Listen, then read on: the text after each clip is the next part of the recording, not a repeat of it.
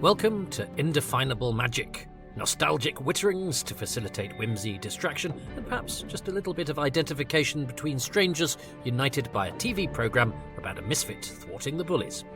Written and performed by me, Toby Haydock.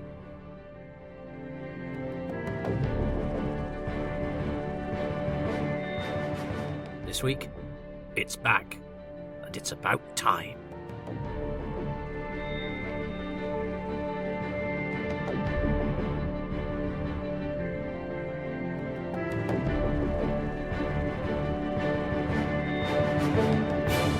Do you want to come with me?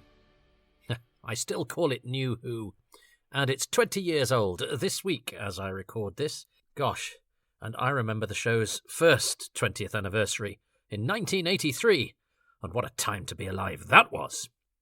But anyway, I was 31 when Doctor Who came back. A lot of water under the bridge since then, and that water has swept a lot of things along with it. Smoking in pubs, MySpace, common courtesy on public transport.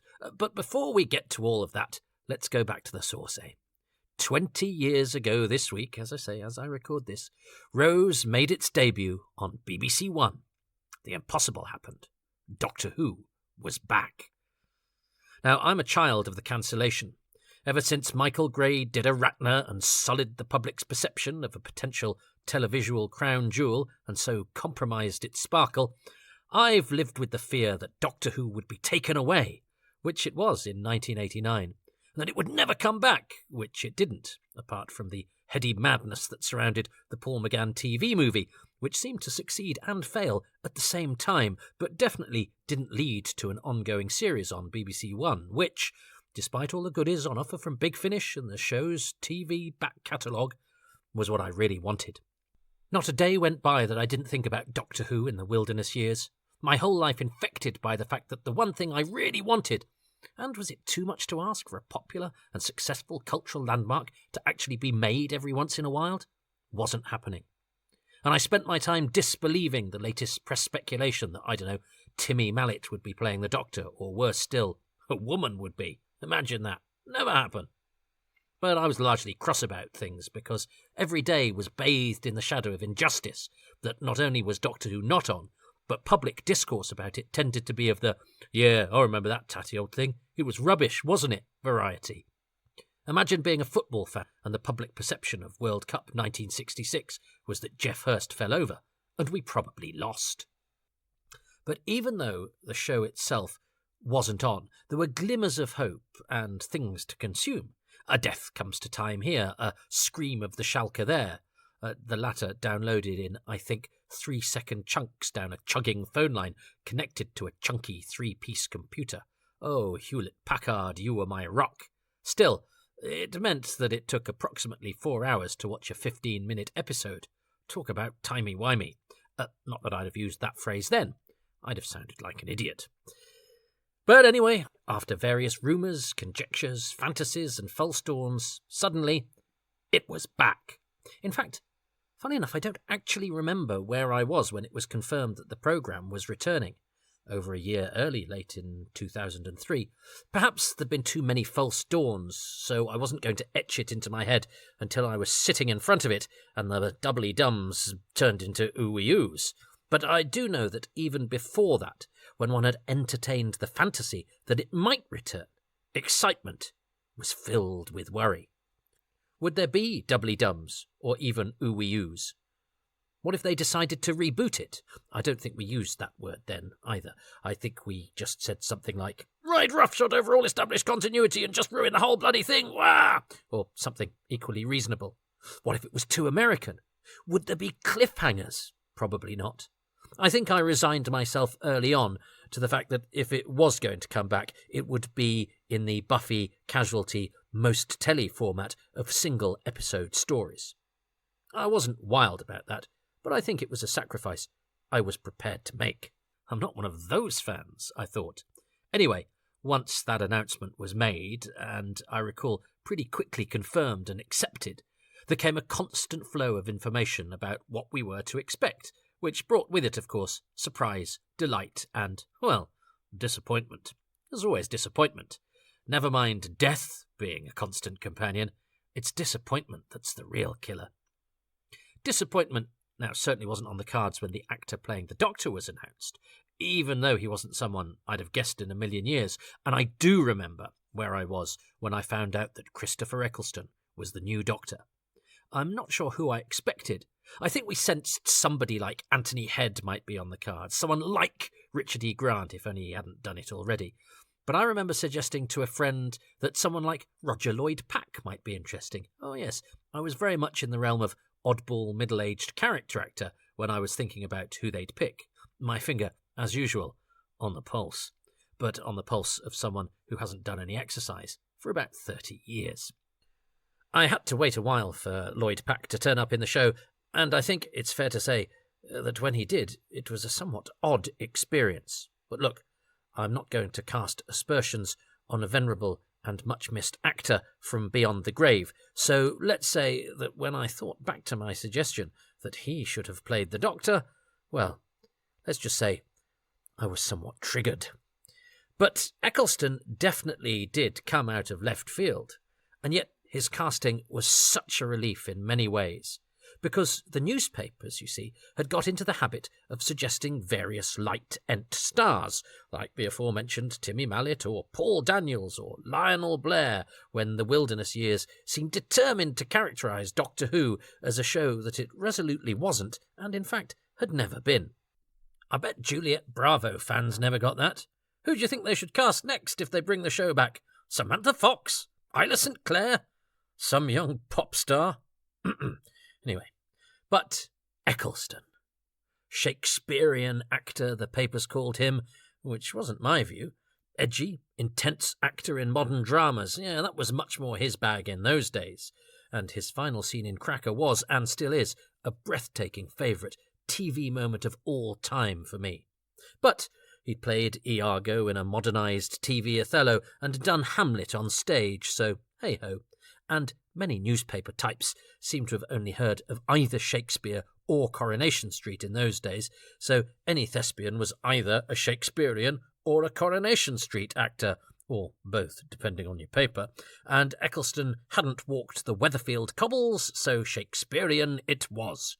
Still, not long after, pretty much every member of the UK acting profession became Harry Potter actor, even if they were a Knight of the Realm, or only crossed wands with the wizard for a matter of moments. Lazy journalism means that no matter what's on an actor's CV, if he wants a proper biography, a tabloid is never likely to let him have it. But anyway, Christopher Eccleston's casting meant business, and it also meant I wasn't sure I could imagine how this Doctor would be. Had they gone the traditional route, providing many of us with what we wanted, a happy ending by giving us Head, or Richard E. Grant, or Bill Nye, or David Warner, well, I think I'd have had an idea of the Doctor they were going to give us before I'd even seen a single second. But with Eccleston, there was a lot of uncertainty, and unusually, I found this state of affairs rather exciting, intriguing. It struck me that until I'd seen the trailer, I wasn't even sure he'd be doing it in a northern accent. I didn't know, of course, at that point, that lots of planets have a north. Now, even though I'm a Manchester dweller, it seemed vital to me that Doctor Who remain resolutely in the realms of RP. Until, of course, he stared out of the telly and said, "Do you want to come with me?" And I thought, too bloody right I do, pal. And it was a subtle indicator that times were a-changing, and despite my ingrained preference for people talking proper, it is undoubtedly, in a wider context, a change for the better, our TV hero having an accent which doesn't put off those to whom everyone sounding posh might be a barrier. Fast forward to a few years later, mid-Wimbledon, and I found the revelation of a female Doctor similarly unearth-shattering. That's what they should have called her first episode, An Unearthly Shattering, or An Unearthly Glass Ceiling Shattering. But anyway, that hasn't happened yet. Shush. Now, with Eccleston, he was the new Doctor. But I remember explaining to a friend of my partner's that he was going to be the new star of the show, and she had no idea who he was. I explained again. Still, no. See, I sometimes think that those of us who know who actors are, well, we're in something of a minority, and that most people, the denizens of Islington and Shepherd's Bush, think of as big names, are a complete mystery to 98% of the population. unless they've seen them in either Shakespeare or Coronation Street, of course. Someone I think we had both heard of, however, was Billy Piper. Oh my goodness, this is bringing it all flooding back, because with all the excitement that Doctor Who was returning, and that Russell T Davies, who had made the popular and successful Queer as Folk and The Second Coming and Bob and Rose, was the man behind it, I still lived in the aforementioned shadow of cancellation and ridicule, and was eagle-eyed for any sign that this new version of my programme would be a disaster. But I didn't have to look too far, for on May the 24th, 2004, an announcement was made. May 2004. Tony Blair was Prime Minister. Manchester United had just won the FA Cup, and at number 1 in the UK charts was F You Right Back by Frankie, that rare thing, the pop song as sequel. Its predecessor at number 1 was F It, I Don't Want You Back by Eamon, and to be perfectly honest, I'd be happy to have neither Frankie nor Eamon and their potty mouths back ever again. They can F off the pair of them. Even now, I'm much happier about a Northern Doctor than I am about swearing in pop songs. But I digress, if only slightly, for pop music was at the heart of my fury on that fateful May day, where to me there suddenly ceased to be any magic in the world after all. Forget Paul Daniels and Lionel Blair. I'd been so worried about them it hadn't occurred to me that the role of the companion might go to a bloomin' pop star. I was expecting some complete unknown, or maybe someone who'd been in some cool teen drama. That'd be fine. Bring in the kids while the Shakespearean actor does all the heavy lifting. But Billy Piper? Since 2003, I'd managed to get that chip off my shoulder mostly, but now it felt like I'd got a whole plate of them on it, and someone had decided to piss on the whole damn lot of them. I was genuinely incandescent. I remember exactly where I was when I called my friend and yelled down the phone, a Nokia which had Snake on it and cost 12p to send a text message from. In fury! Billy effing Piper, I yelled. My new neighbour, I suspect, somewhat bemused, and probably they weren't impressed that I was swearing like that lady in that pop song at number 1 was doing. People today. Oh yes, because new neighbours. We'd just moved. Life had continued. The interminable wait between the announcement and the broadcast of the first episode was enlivened not only by hints and snippets in the media, but by the fact that I was now a grown-up, which I wasn't when Doctor Who had been rent from our televisions back in 1989, when I was a schoolboy. Things happen when you're a grown-up that make time move ever quicker, so even as I ached for the show to return, life changed apace. At the announcement, I was living in my first house in Salford, but when I told my partner's friend about the Eccleston she'd never heard of, I was staying temporarily at my friend's Mark house while we waited to move into Haydock Property No. 2 in Chorlton, South Manchester. And when Rose was finally broadcast, that is where I was. But we'd done quite a lot of work on it to make it a home, yet a home it was come TARDIS time. Oh, crikey. Another child had arrived in the meantime too. Life was busier and more complicated and eventful than when I'd been a kid waiting for the show to come back, but, well, so in some ways it was better, because it meant that the time went quicker. Be careful what you wish for, though. 51-year-old Toby rather wishes it would slow down, that Tempus could do its fugiting at a somewhat slower pace, please. Anyway, somewhere back in time. Billy effing Piper, I yelled. This was a sign that the modern world wasn't really equipped for the brilliant, serious show that I loved. Oh yes, that was the shadow I dwelt in. Doctor Who had gone from being a national treasure in its 20th anniversary, when my fandom was consolidated with the publications of the Radio Times 20th anniversary special and Doctor Who A Celebration, treasure troves of the show's rich history, to being a laughingstock. I lived with that injustice, and every time there was a clip show or a snide comment from Noel Edmonds, or Martin Clunes' snake dance costume was laughed at on Parkinson, or I went to see a play and an actor who'd been in Doctor Who didn't include it in his programme biog. Oh, they'd mention Shakespeare or Coronation Street, though, of course they would. The more the thing I loved became the source of my resentment, but the besmirchment of Doctor Who in the public eye matched the besmirchment on my face. I was riddled with the skin condition psoriasis, which is in part exacerbated by your emotional state, and my core of disenchantment with life in general, with my physical appearance, with the state of Doctor Who, meant that I was a tumult of rancour and canker, and as a result, if I'm honest, probably a bit of an angry wanker. Oh, I was definitely an angrier person then. I think I thought that anger had currency. Railing against the world seemed to give me a purpose. I was looking in the wrong place. I was young, I was gigging all the time, and I had 2 kids whom I could have enjoyed more were I not constantly hungover. So I should have been happier and cheerier and enjoyed life for what it was. But I was an accumulation of resentments, not to mention physical pain and mental shame from the ague that blighted my skin, that blinded me to all the wonderful things that were happening. Doctor Who's coming back, yeah, but I bet the public will probably hate it. Doctor Who's coming back, yeah, but I bet something will be wrong with it. Doctor Who's coming back, yeah, but with Billy bloody Piper. Billy Piper, whom, incidentally, I couldn't have picked out of a crowd and knew nothing about, apart from the fact that she was a pop star.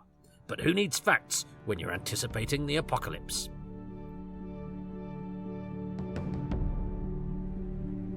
But still, that primal excitement couldn't be abated. Doctor Who magazine had done so brilliantly when the show wasn't being made, managing to give me my monthly fix and help to keep me addicted. But now? Well, I started to get the bus into town 2 days ahead of the official publication date, on the off chance that it was out early, as it sometimes was, but usually wasn't.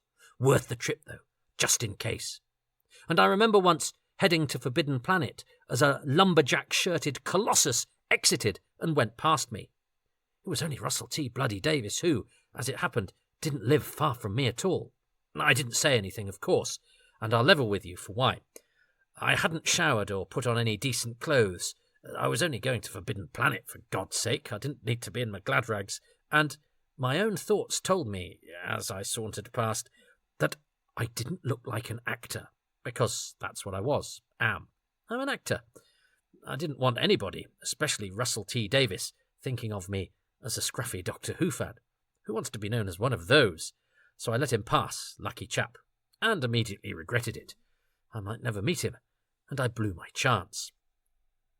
I didn't have to go far to hear from him, though, as he was always on hand to build up the excitement, tantalising us with his monthly column and giving exciting quotes to Gallifrey Guardian. Thinking back, the process of hoovering up every morsel of information so tantalisingly dropped by RTD, was as thrilling as watching the episodes themselves. Indeed, that period contained these 3 words: anticipation, longing, excitement. If he gives up writing, he could easily be a great salesman, could Russell T. Davis. In fact, I remember once Terence Dix saying he wouldn't trust John Nathan Turner to sell whelks. Well, I'd trust RTD to sell whelks to the owners of the European Whelk Mountain. It seemed not a month went by when the good people of Card raising the bar in some way or another. That bar is in fact so high up now it is not visible from Earth using the naked eye. Even I could limbo under the Bad Wolf Bar, and I'm a portly old sod with limited flexibility. It wasn't just the magazine and all its talk of bar raising, though, although I remember devouring that first interview with Christopher Eccleston, which felt like the beginning of something truly exciting. Doctor Who was everywhere. Hey, I remember flicking on teletext one day. Sidebar, young people. Teletext was a thing on your telly that was like the internet designed by someone who hates you. Like a book that turned its own pages whenever it damn well liked, and then occasionally ripped one out just as you were about to read it. And the top entertainment story on teletext that day revealed that Simon Callow was to be playing Charles Dickens in the new series of Doctor Who. Now, my God, that did seem like big news. Callow was a Dickens exemplar and also a huge name. Someone, in fact, I tipped to be the Doctor at one point. A middle-aged white guy, Toby. I'm sensing a pattern here, and not one that reflects very well on you.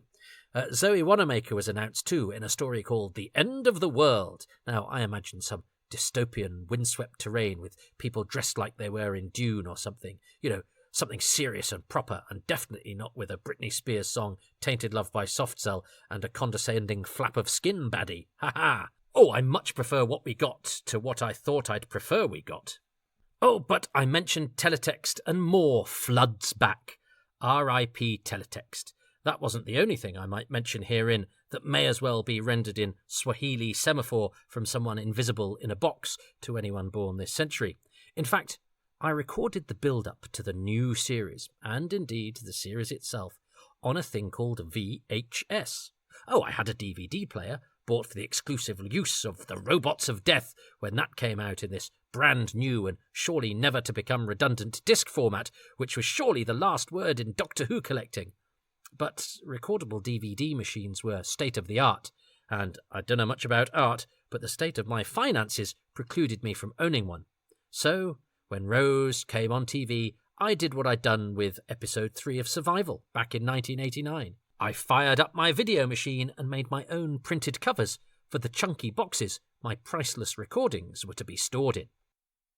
And nothing is wasted. Those skills I'd honed as a youngster, learning when to anticipate trailers or clips or features in magazine programmes so I could record them whilst minimising the extraneous fluff before and after them, were suddenly in play again.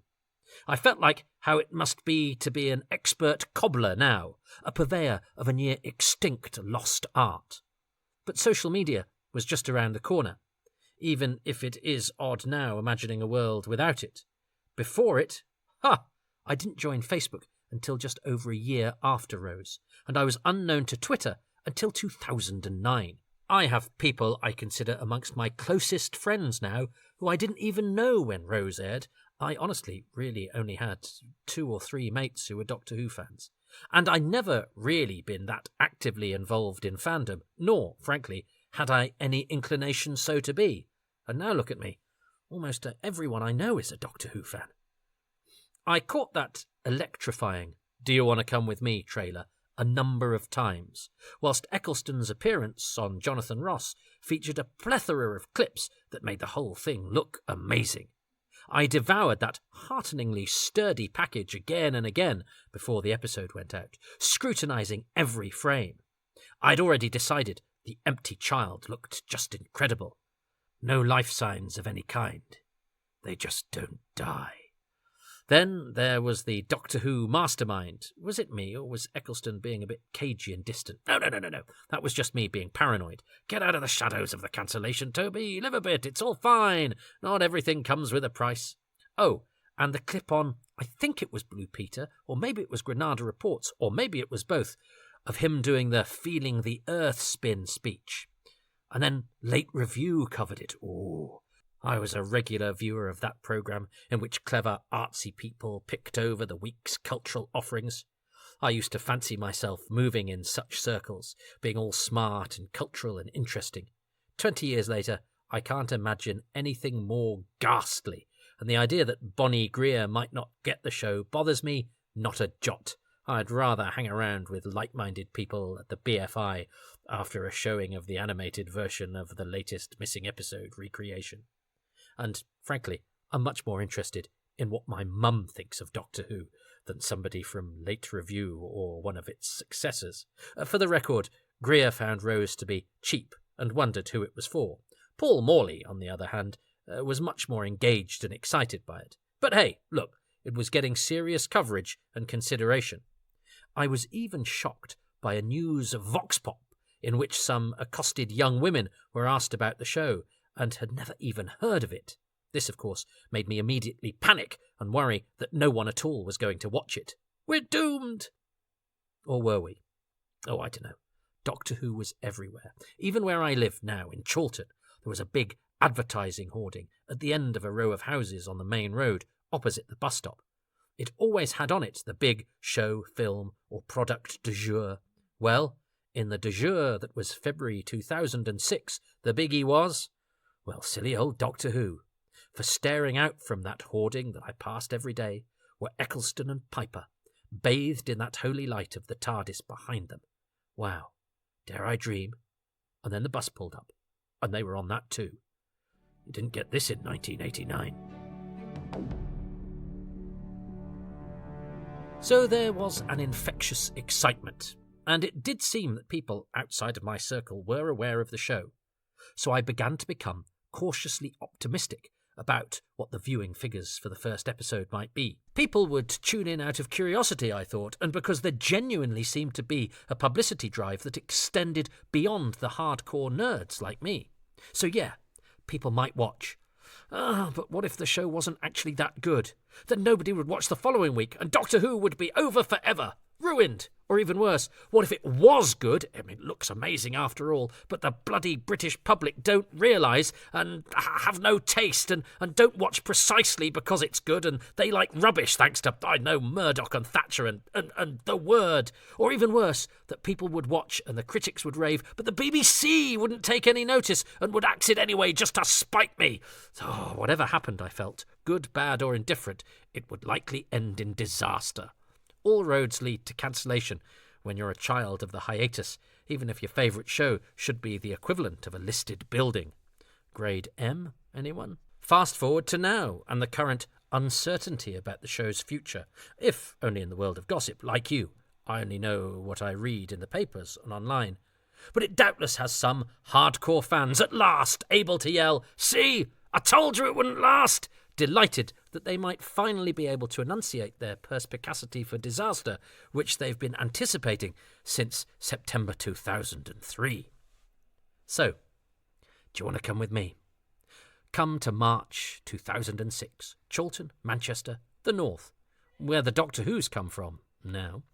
My family were away. It's fair to say we weren't in the best place, so when my partner phoned 2 minutes before the episode was due to air, part of me considered that she'd done that on purpose, forcing me to demur and put off chatting to the kids until later because of some TV show. But that's a bit unfair of me, isn't it? She wouldn't be that mean. That said, the other option is that she'd no idea the show was about to start, which also wasn't the best indication that she'd been paying the remotest attention to anything that had been dominating my life over the previous 18 months at all. Either way, my feelings of imminent disaster about the state of my union weren't unwarranted. But that's another story. That said, she did, to be fair, watch it when she came back from that weekend break. In fact, she even watched that documentary, Doctor Who, A New Dimension. I remember this, not because I recall her reaction to it, but rather I remember me showing off. Oh yeah, I suddenly had swagger. This was a show on everyone's lips now, and for a change, the language everyone was talking was one I was fluent in. Without even thinking about it, when David Tennant's name popped up in the credits as the narrator of that preview documentary that I had clearly made her watch a repeat or a recording of, "That's the 10th Doctor," I said cockily, with no idea that it would turn out to be true. I just knew that David Tennant was a fan and an actor enjoying some success with a Russell T Davies project, and I was feeling confident enough that the show was going to prosper and that one day they'd be searching for a replacement for Eccleston. Little did I know that that one day had already passed. Seems crazy now in retrospect, though, that the next star of the series had actually narrated the documentary that heralded its return. It's almost like casting the master using the guy that has already done it in an online cartoon. Anyway, I'm getting ahead of myself. March the 26th, 2006. I had the day to myself, warming up for D-Day, Doctor Who Day, that is, by getting in some champagne and crisps and stuff in order to make this a truly indulgent experience. That morning, I surveyed my massive shelf of VHSs and chose, for what I suspected would be the very last time in a while, something from old Doctor Who to watch. I realised as I struggled to select something that I was maybe kind of watched out when it came to the old show. I'd seen it all, over and over again, and was excited that, well, hey, even if new Doctor Who was a disaster, I'd soon have 13 new episodes to repeatedly feast upon until I could get excited about the old series once again. Anyway, I didn't want to choose anything obvious or over-familiar, so eventually I alighted upon the Armageddon Factor. Not a favourite, or a story I had watched that often, so I thought it might have a few surprises, but I'd remembered rather enjoying its grim, warlike setting early on, and the mysterious shadow later, who'd always seemed a bit weird and unreachable, and the fact that Tom Baker is always fun to watch. So I settled down to start my Who-heavy day, to kill the time betwixt dawn and, well, a new one, by picking over that rich 26-year history which would distract me until it was time, and halfway through episode 2 of the Armageddon Factor, when K9 was on his way to a smelting, I switched it off. God, it was dull. I needed this new series, and I needed it to work. Interestingly, I could now watch pretty much any old series episode again and be thrilled, so this was only a temporary malaise. There's been so much new to digest in the past 20 years that much of what is old, perversely, looks somewhat newer, less familiar. Oldie-woldy, newy-wooey, or even newy-hooey, as no one should ever say ever. Or every-wevery. In the afternoon of the relaunch, my friend John Cooper came round. We'd agreed it would be more fun to watch together, and as he'd never seen the orphaned episodes of The Enemy of the World and The Space Pirates, we watched those. So, yeah, I could handle 25-minute bursts, and watching with someone who'd never seen them before refreshed them with a new perspective. Back then, the idea that among the new episodes of Doctor Who I'd be watching over the next 2 decades would be the other 5 instalments of The Enemy of the World, which at this point were in a cupboard in Nigeria somewhere, would have blown my mind as much as the idea that the Macro would return, that James Bond would play Rassilon, or that the Dravins would be mentioned on prime-time British television once again. Oh, and I'd held off, by the way. I'd waited. I'd kept myself chaste for the big day, unspoilt. Unspoilt, but not necessarily unspoiled. I'd read the previews in DWM and SFX, and every tie-in or preview show had been scanned for footage. But I didn't download the bootleg like 2 of my closest Doctor Who fan friends did. Watching the version which still had the old theme on it, leaked by some miscreant, I must track him down and interview him one day, so that people could get an early look. My mate Andy had succumbed, and he gave me some spoiler-free hints, the headline news from which was that whilst it was all good, that Billie Piper was the absolute standout. Yeah, right. We were only gonna like her because we want to, not because she'll actually be any good. But no, I held off. I'd waited 16 years, so I was gonna see it when everyone else did. Britain united around a cultural cornerstone.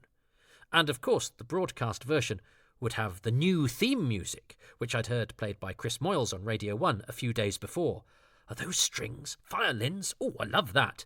And it would be in much better quality than any download scraped from some manky corner of cyberspace, where the nuts come from.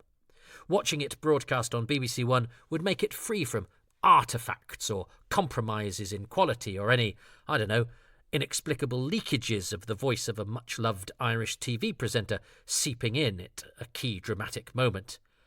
Oh my lord, on broadcast, when Graham Norton found his way onto the soundtrack accompanying the terrifying activities in the Hendrix basement, I looked at John as if this was proof that somehow our big moment was going to be ruined.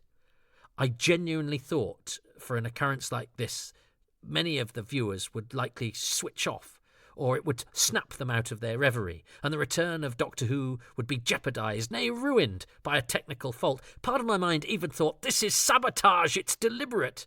It certainly made the experience I'd been waiting for my entire adult life, not perfect. But then, of course, I shouldn't have expected anything less. There's always a trade-off with Doctor Who, isn't there? With something good must come some kind of issue. There's always a giant rat or a scaracen or a magma beast on hand to sully perfection. Fortunately, though, it was a one-off, and the rest of the series went glitch-free. So fortunately, we can now enjoy watching the adventures of the likes of Mickey Smith and Adam and Captain Jack Harkness without any unfortunate distractions. Anyway, March 2006. Let's stay there for a bit. I shouldn't have been surprised because it all seemed to be going so well. I was busy. There wasn't just Doctor Who to tape. I'd brought brand new blank cassettes to capture BBC Three's Doctor Who Confidential 2. Oof, the race was on to press stop, eject the tape recording Doctor Who, put in a new tape, then switch channels and then start recording before Doctor Who Confidential kicked in. And I complain about shrunk credits not giving you time to soak in the programme's end these days. But BBC Three, something which had itself only just begun back in February 2003, seemed to be as much a part of the Doctor Who experience as anything else. The show embracing the brave new world of technology, which included a channel predicted by Doctor Who itself back in the Demons. Never mind David Tennant, they should have got Alistair Fergus to do the voiceover. But, you know, it took some effort to see the show and to record it and its relatives. It was still possible to miss it, Even in those times of advanced technology and repeat showings, it wasn't just there at the touch of a button. Unlike now, when even episodes 1, 2, 4, 5 and 6 of The Enemy of the World are, and I've probably watched them as many times as I have the Armageddon Factor. Note to channel controllers, though. If your show on BBC Three is a making-of for the show on BBC One, don't start the former before the latter has finished, otherwise your target audience might get paranoid and angry. Although, to be fair, that's not something they find that difficult. But that aside, what about the episode itself? Was I disappointed with that? Well, hardly. I loved it. I'd been prepared by an article by classic Dr. Sylvester McCoy in The Guardian, I think, to find the incidental music a bit much, and whilst I found the opening number a tad full on, I've always liked my incidental music, even when it fanfares over the word incidental with Cynthia abandon. So I didn't really mind it, even though that opening track playing over Rose's montage seemed a little naively funky. But by the time Chancellor Flavia was banging out her Gallifreyan lament, I think I knew the soundtrack to this series would end up getting more spins than the Sea Devils concerto that scraped its way through my teenage years. And I even love that montage track now too. It's bouncy and fun. In fact, there's plenty to adore and praise about Rose, but that's for another time and another podcast. See Happy Times and Places, episode 100. I am more interested, in this retrospective, in considering the cause of the half-emptiness of my glass at this time of great celebration. I think there were only a couple of things that were, but it's a shame about the critical version of the fact-checking, I think you'll find. You know the sort of thing. It was the best story ever, but it's a shame they didn't shoehorn this continuity reference in at this point. It's the best story ever, but it's a shame they cast that critically acclaimed stage actor and not that bloke from Stargate what I like. It's the best story ever, but it's a shame I'm such a nerd I can't help finding fault somewhere. My main shame was, I think, the burping bin. It seemed pretty un-Doctor Who-like to me. You know, a bit silly for a show about a police box that's bigger on the inside than it is on the outside. The anti-plastic, for example, well, that wasn't an issue for me. An expedient ending when the ending wasn't really what the episode was about. When establishing the Doctor, the series, the tone, the characters, the everything, I'll excuse you deusing a test tube Manx leather jacket to wind the action up. But the burping bin, that wasn't a compromise, that was an active choice that seemed to me tonally askew. Didn't like the burping bin. Silly. Shop window dummies coming to life? Fine. Burping bin? No. Silly. And I didn't object to, but I was slightly concerned by the fact that you didn't really see anyone die. The main victim, Clive, now we know he gets toasted. Poor Clive, he was lovely. But we don't see it happen. Oh, I wondered. Rather like you'd not get knife slaying like you do in a lot of older programmes. Are shows which are aimed at least in part at kids these days, are they now not allowed to actually show death? Well, it wouldn't surprise me, I thought. But then I worried. As Clive said, death is the Doctor's one constant companion, so not showing it happen, well, that would definitely be a handicap. It's all very good in waiting for Godot for an important element to remain unseen, but if every time you had someone saying, "Oh God, no," and you had to cut away from the exciting scenes in Doctor Who, well, they'd soon lose their lustre. Fortunately, next week, we saw kindly tree woman Jabe burn to death, and the week after, a nice young man got his neck broken by the reanimated corpse of his mother, so all was well. Phew. But yeah, much as I loved Rose, there were niggles. I'm a Doctor Who fan. There are always niggles. And there always will be. As I look back over 20 years, I really don't give a monkeys about the burping bin anymore, and there's been nothing quite like it in the show since, so I like to read between the lines with regards to that particular moment and point out that they didn't really try anything like it again, so much like Wotan calling the title character Doctor Who, we can just consider it a mistake and pretend it never happened. I mean, I say we.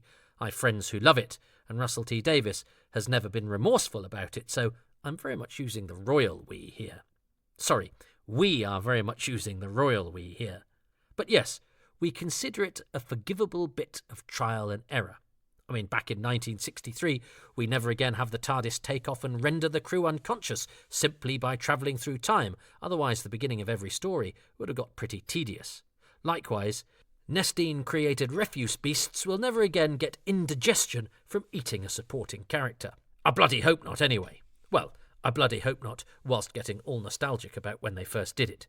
I'm having my cake and eating it. And pointedly not belching afterwards. Talking of an unearthly child, by the way, when that episode was 20 years old, I was 9, and that Christmas, 1983, I got Doctor Who: A Celebration, a large hardback picture-strewn book marking what we now call Classic Who's 20th anniversary.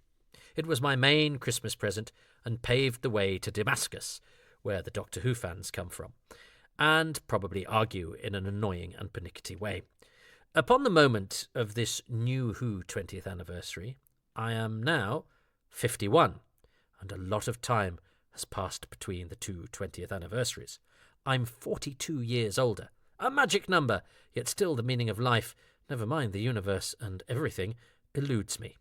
But I probably measure my life since then with Doctor Who as the unit of said measurement. I know which episodes I missed because of certain people's birthday parties, and forgiven them, have I not? I know when we were on holiday in certain places because we watched this episode here and that episode there. And I know when Grandad died because it made the funeral in the final episode of Remembrance of the Daleks what these days would be called triggering. In those days, it was called thinking, oh, that's a bit sad, and then getting on with it. Anniversaries are important. They let us assess where we are, how much we've gained, and, indeed, how much we've lost. I may have watched Rose in my Manchester family home, but come the Sontaran stratagem, I was in a rented place round the corner watching with my mate Johnny Candon, a symptom of my now single status at the rented place, not Johnny Candon, handsome devil though he is. The Stolen Earth was, on TV, a thrilling union of old friends that was about as exciting as it gets. I watched in London, having started a thrilling union with an old friend that had blossomed into a love affair. No, it wasn't Johnny Candon. I eventually moved there to London and had some very happy times in that happy place. But I remember too, watching Journey to the Centre of the TARDIS there, all too few years later, on what turned out to be my last night, and the temporary cessation of any happy times, no matter what places I found myself in. Compared with what was going on in my life, therefore, Journey to the Centre of the TARDIS wasn't the worst thing that happened that week, which, all things considered, puts things in perspective. When I condense it all down like that, it looks like I was going from one disaster to another, but of course I wasn't. And actually, mostly what I remember when I think of Doctor Who and its miraculous revival are astonishing sights and sounds I wouldn't have believed possible when the sun set after various false dawns, or the BBC issued yet another vague statement, or Doctor Who was needlessly mocked on yet another prime-time show that wasn't fit to lick its boots. The fact is that since March the 26th, 2006, we've all loved and lost, travelled and arrived, stopped and started again. But the Doctor has been our constant companion, changing with the times, buffeting storms, enthralling, entertaining, and sometimes, of course, disappointing us. We wouldn't have it any other way. But Doctor Who encourages us to do our own time travelling. Thinking back is an act of nostalgia.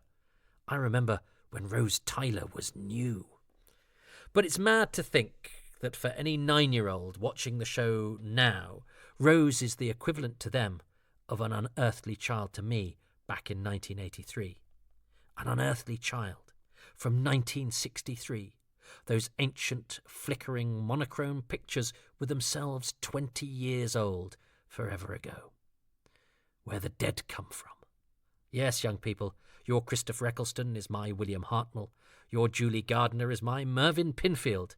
Your screaming man in a restaurant is my school kid who sounds like Kenneth Williams. I have, you see, been here before, and 20-year-old Doctor Who was a crumbling, black and white relic from which everyone seemed to be dead. Doctor Who: A Celebration told me that. Hartnell, dead. David Whittaker, dead. Anthony Coburn, dead. Now, Rose, on the other hand, well, that seems like yesterday, and you'd be shocked if you thought anyone involved was no longer in the business, let alone no longer on this earthly plane.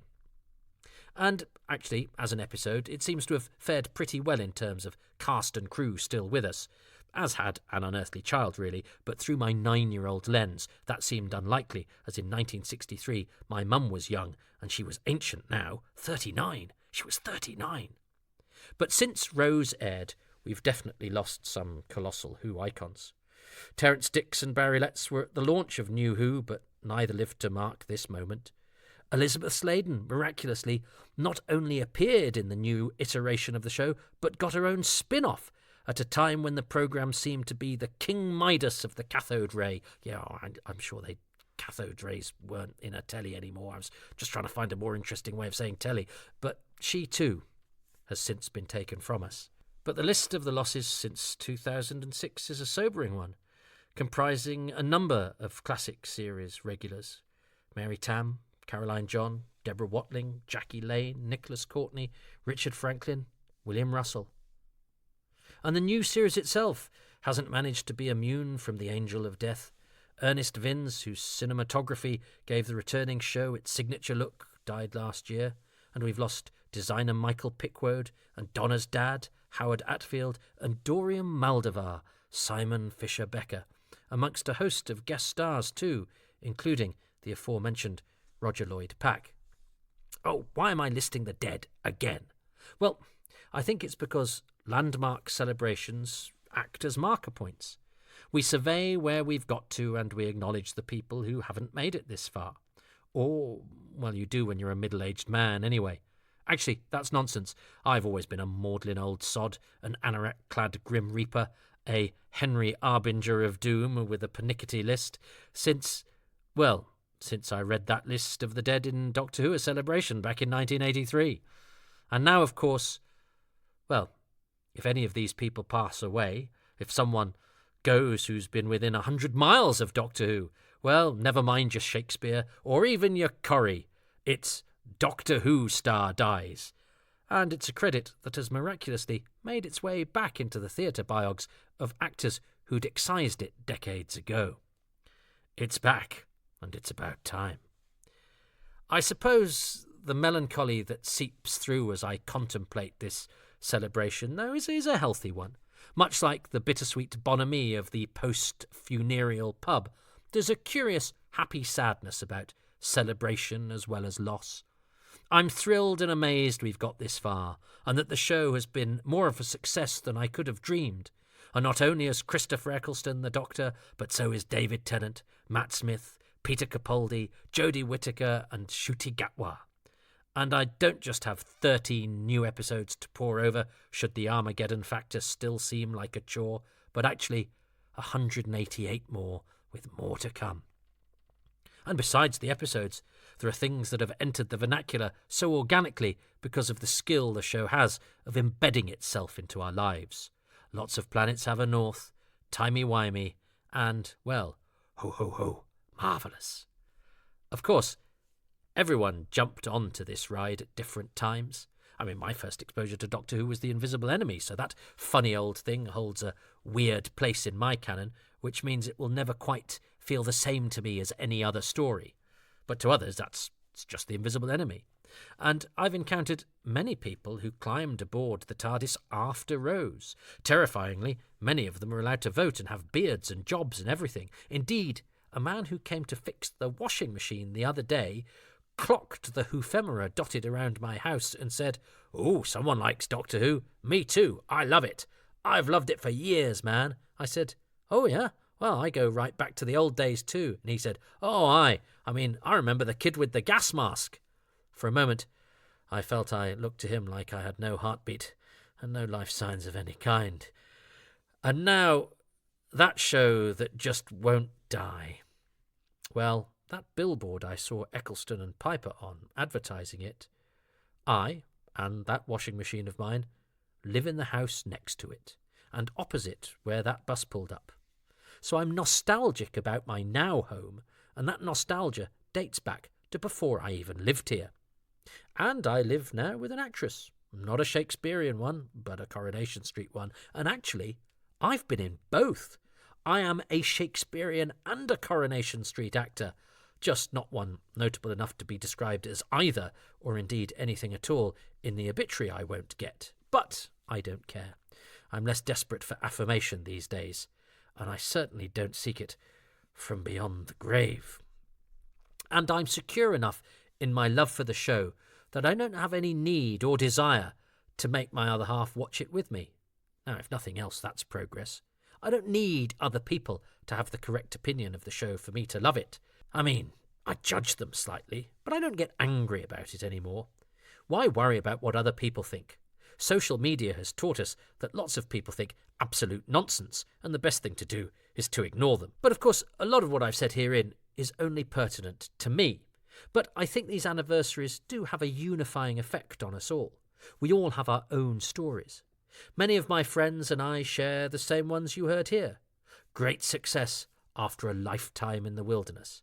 But I also now have friends who weren't even cognizant of the show when Rose burst onto the screen, and yet now they're old enough to drink, to write, to podcast, and probably to mend my washing machine.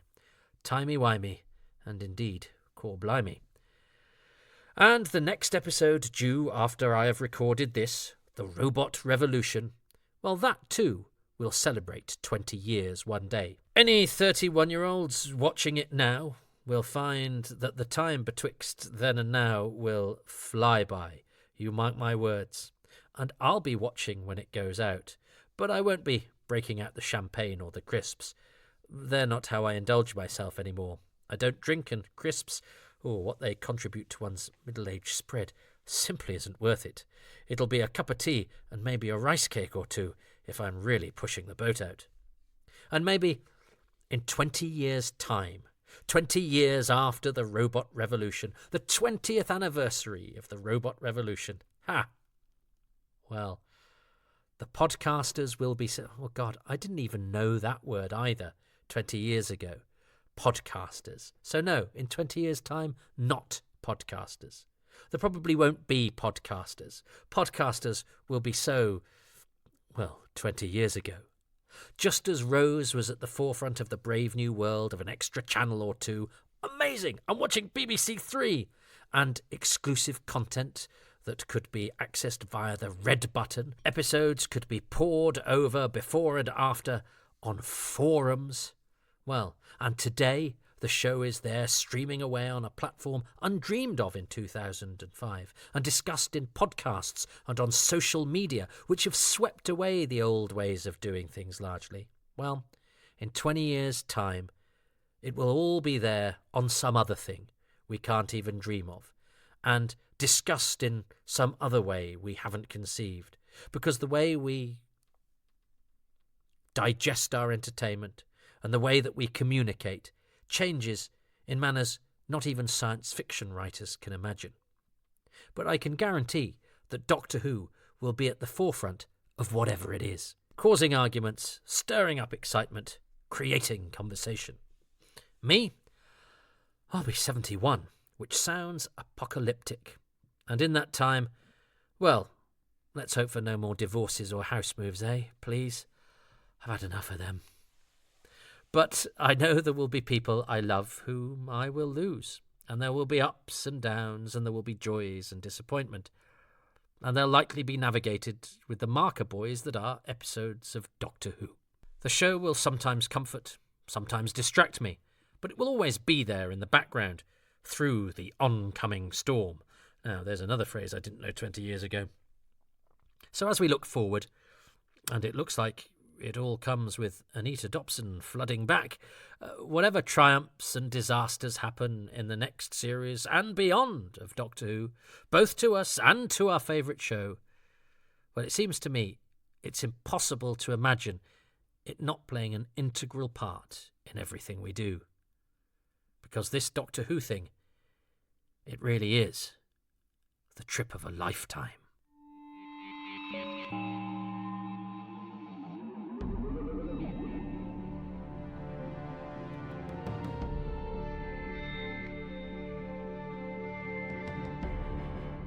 Thank you for listening to Indefinable Magic. It's back! which was written and performed by me, Toby Haydock. You can get these podcasts early by supporting me on patreon.com/Toby Haydock, and you can also go to kofi.com/Toby Haydock. Your support is appreciated.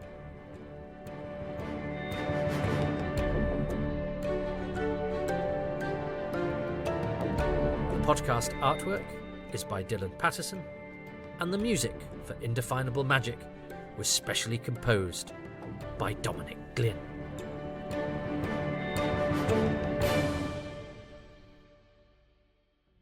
I'm grateful to the people who make these podcasts possible by supporting me on patreon.com/Toby Haydock. They include Mark Wright, Alan W. Wright, David Workman, Lee Wood, Stephen Witowski, Mr. Withit, Chris Williams, David James Wilson, Rich Wiggins, Kevin West, Stephen Waters, Peter Ware, Gavin Ware, Craig Wallace, Alistair Wallace, Steve Walker, Jeff Walker, Gary Wales, Lee Wakerley, John Turner, Banman Sang, Jim Trenowden, Sidney Truitt, David Trainier, Sabrina Tirabassi, Jason Thompson, Richard Thomas, Dr. Gary Thomas, Matthew Tate, Mark Swan, Adam Stones, Chris Stokes, David Spofford, Joey Stephen, Matthew Speddings, David Spencer, the Society for the Prevention of Cruelty to Towron Woodbeasts, Andrew Snedden, Richard Smith, Trevor Smith, Giles Smith, David Smith, Dale Smith, there's a lot of Smiths, Darcy Smart, Gavin Skinner, James Silk, Scott Sherritt, John Sheehan, Jack Sharp, Christopher Sharp, Nigel Sharp, Frank Shales, Samuel, Edward Salt, Nick Salmond, Tom Selinsky, Mark Sandham, and Paul Sharma. If you would like your name read out, well, you can go to patreon.com/Toby Haydock, where for as little as £3 a month, you get your name read out sometimes, and you also get advance releases of these podcasts. You get exclusive behind-the-scenes looks at the making of various DVD and Blu-ray projects I have. You get your own special podcast, your own monthly AMA, and all sorts of other interactive goodies. You can also support these at kofi.com/Toby Haydock, and you could do something that involves no financial support at all, but is still appreciated, because I mostly, to be honest, appreciate you just listening. But if you enjoy listening, please go to Apple, to iTunes, to all the places where you can digest these and give them a like, a subscribe, 5 stars, and a few lines of positive comment. You can also like and subscribe to my YouTube channel, Toby Haydock, where these appear as audio-only broadcasts with a placeholder image. But it's another way of listening, and you have to be everywhere these days, and I fear I might be.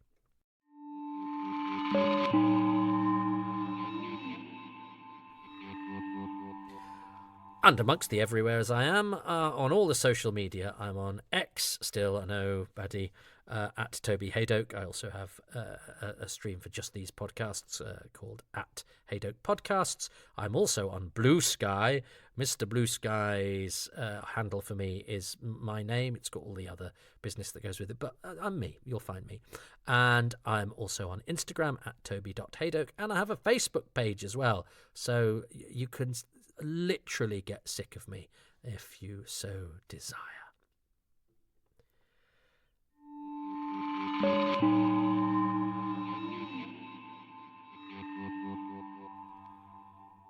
Well, happy 20th birthday, everybody. There were so many different tangents I could have got on then, but I'm sure there are other podcasts for that. But it's been really interesting looking back, and I hope you have been as nostalgic as I have. And there's a lot of looking back, isn't there? There's a lot of looking back, which, yeah, it's a funny experience. Pieces of my past, falling away like melting icebergs, or whatever. Oh, I'm off to the Eye of Orion.